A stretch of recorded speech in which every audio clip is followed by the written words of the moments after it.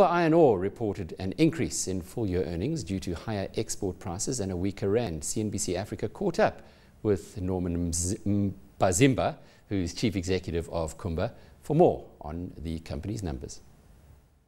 We expect the iron ore prices to be softer in the second half of the year because of the extra production that will come from Australia and some from Brazil, as well as the slowing down in the economy of China, therefore slowing demand down a little bit.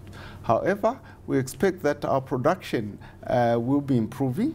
We'll go from the 31 million at Sishen this year to 35 million, and that should help to boost our results for 2014. Okay. So you mentioned China there. It's still a very big export market. It's currently accounting for about 68% of your total export. It's really just marginally down from 68%. Then you also have Europe, who makes up the remainder, about 11%. Can we expect to see the dynamics changing when it comes to where your export market will be? I don't see much change in our geographic mix of sales. China remains by far the biggest market for iron ore in the world, and we expect to continue to sell more than two-thirds of our production into China into the future.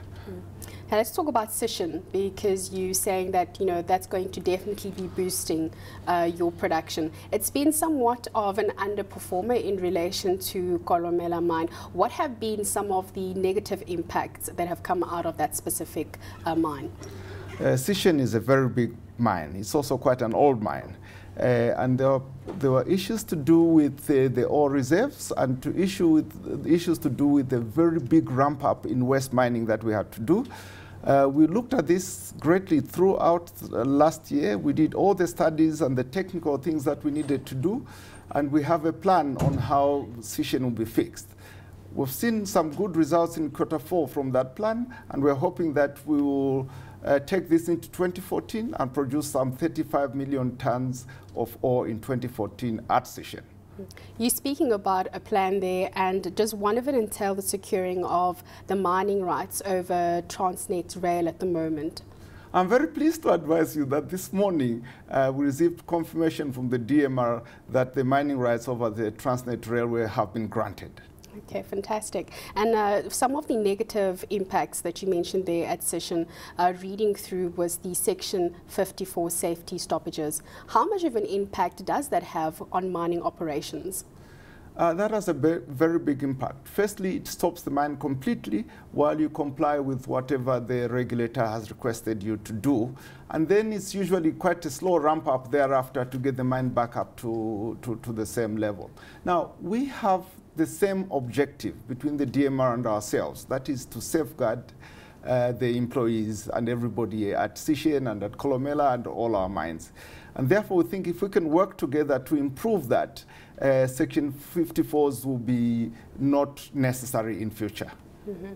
Let's talk about your expansion plans. Late last year, there was talk of Kumba finally entering the West African market, and there was talk that you were doing a due diligence in Gabon. What is the process, or how far are we with regards to that?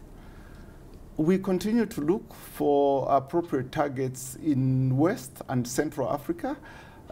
So in the areas of Gabon, Republic of Congo, Sierra Leone, Liberia, and so forth.